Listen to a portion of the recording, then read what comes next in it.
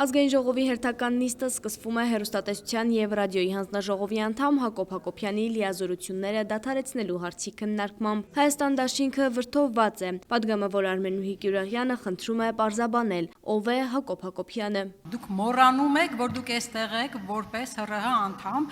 որը խախտել է սահմանադրական պահանջը ՀՌՀ անդամի։ Եվ նորից դուք տանում եք ձեր մշակութային ոլորտ, դուք ՀՌՀ անդամ եք եւ այստեղ ներկայանելով ամենամեծ կուսակցության անդամ, ասել է թե ժողովրդի, դուք փաստորեն հայտարարելով դա դուք խախտում եք ժողովրդի ամենամեծ, ամենագլխավոր մայր փաստաթուղթը, սահմանադրությունը, մայր փաստաթուղթը խախտողը չի կարող իրեն հայտարարել ժողովրդի ամենամեծ կուսակցության անդամ։ Կոռեկտ լինել չի նշանակում վախերով ապրել։ ՀՌՀ անդամ Հակոբ Հակոբյանն անդրադառնում է իրեն ուղղված մեղադրանքներին։ Կոռեկտ լինել չի նշանակում գլավլիտի տակ լինել եւ չի նշանակում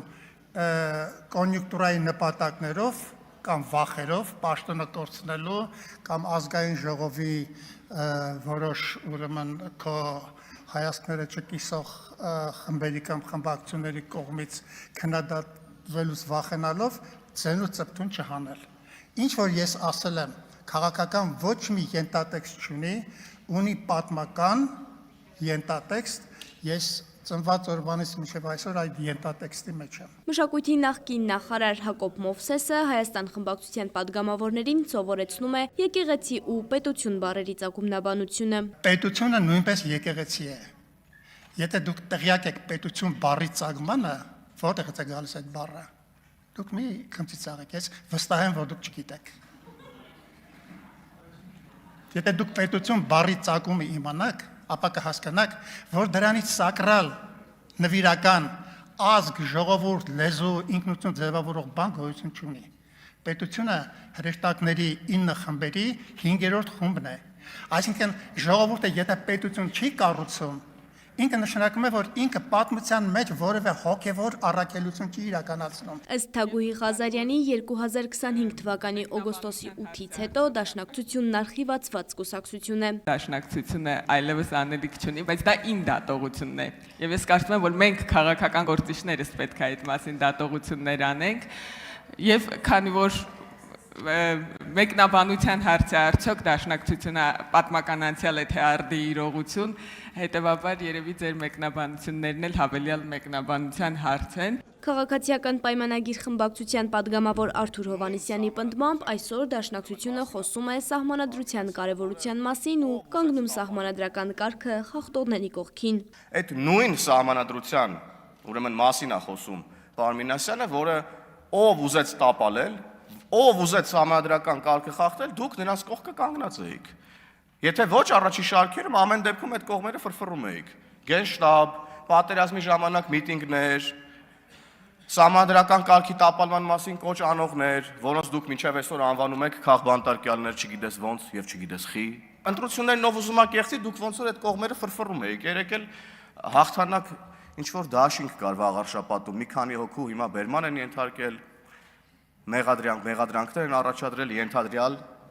ենթադրյալ ընտրակաշառքի բաժանման եւ ընտրության իրավունքի խոչընդոտման համար։ Դուք էլի այդ դաշինքի կողքերը ֆրֆռում եք վաղար շաբաթում, դուք մաս չեք կազմում այդ դաշինքին, էլի որտեղ ինչ որ մի բան կա, որը կապ ունի օրենքի խախտման, սահմանադրական կարգի տապալման հետ, ձեր անունը սենց ինչ որ պտտվում է այդ ամեն ինչի կողքերը։ Դուք ում եք հիմարի տեղ դրել։ Լուսինե Բադալյանը հարց ունի Հայաստան խմբակցությանը։ Բոլորովին վերջերս մեր երկրում կանխվեց ահաբեկչական ակտ։ Եվ ձեր կուսակցության որոշ ներկայացուցիչներ այնտեղ ներգրավված էին։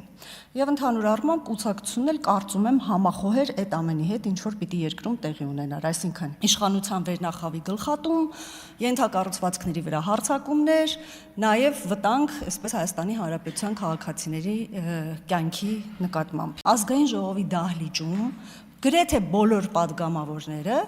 ձեզ առաջարկել են դատապարտել ահաբեկչությունը եւ դուք դա չեք արել։ Ձեզ թվում է մենք ձեր ենթատեքստերը չենք հասկանում։ Ինչ էր դա նշանակում։ Հայաստանի Հանրապետության մեկ այլ քաղաքացու նկատմամբ այո նման արտահայտությունները անթույլատրելի են, բայց շեշտեցիք թշնամասիրությունը եւ նաեւ ասացիք ցեղասպանություն ժողովրդի նկատմամբ գործած մարդկանց գլուխը այո պետք է կտրել։ Իհարկե ասել եք դուք սա, Դուք ետում նկատի ունեիք։ Հակոբ Հակոբյանով չի սկսվել դաշնակցության նատողների շարքը ու իրենով էլ չի ավարտվում։ Գեղամ Մանուկյանը բարկացած է։ 35 տարի եղել եմ դաշնակցական, կմնամ դաշնակցական։ 3-4 տարվա մեջ 4 կուսակցություն կյանքում չեմ փոխի, բայց այսօրվա քննարկումը իրականում դաշնակցության հետ կապ չունի։ ՀՌՀ անդամ Հակոբ Հակոբյանի վարքի մասին է։ Դու ձեր նախարար եղած ժամանակ հիշեք, քանի հատող ուներ դաշնակցությունը։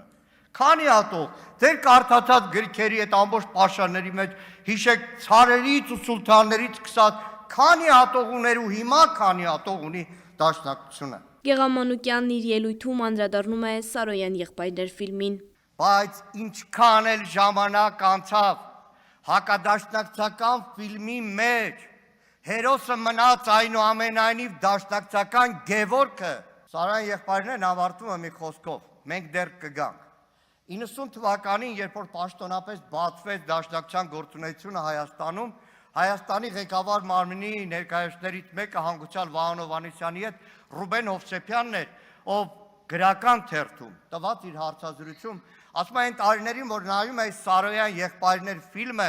կյանքում չէի մտածի, որ այդ մենքի մեջ ես էլ եմ լինելու։ Ռուբեն Ռուբինյանն ամոթ է համարում Սարոյան եղբայրների ու նվագախմբի տղաներ գեղարվեստական ֆիլմերի ցուցադրումը։ Ահա որ ներվայնացել եմ, երբ որ մեր հերոստատեսությամբ տեսել եմ Սարոյան եղբայրներ ֆիլմը եւ ավելացնեմ նաեւ նվագախմբի տղաներ ֆիլմը։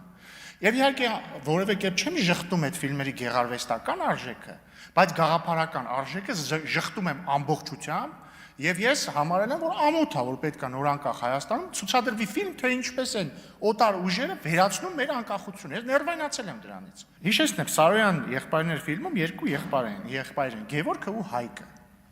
Գևորգը դաշնակցական եւ հետեւաբար անկախական եւ Հայկը բոլշևիկ եւ հեղափոխական։ Խնդիրն այն է, սիրելիներս, որ դուք Գևորգից վերածվել եք Հայկի։ Խնդիրը այդ է։ Հովիկ Աղազարյանն իր վրա չի վերցնում դաշնակցությանը պաշտպանելու հարցը ու վստահ է այն միշտ է լինելու։ Կարդում է իր գրած բանաստեղծությունը։ Մի քանդեք միջնաբերդեր տնակներ շինելու համար, մի քանդեք մարտաճարներ ճամփաներ փոխելու համար, մի երկեք պատվիրված երկեր լրությունը լցնելու համար, մի գրեք պատվիրված տողեր սպիտակը սևացնելու համար։ Նորից ժամանակը կանգնել է, ամեն ինչ կսկսվի նորից եւ ապագան հաստատ գալու է, որ կրկին դատավոր լինի։ Շողեր Ղլիջան, Արմալուր։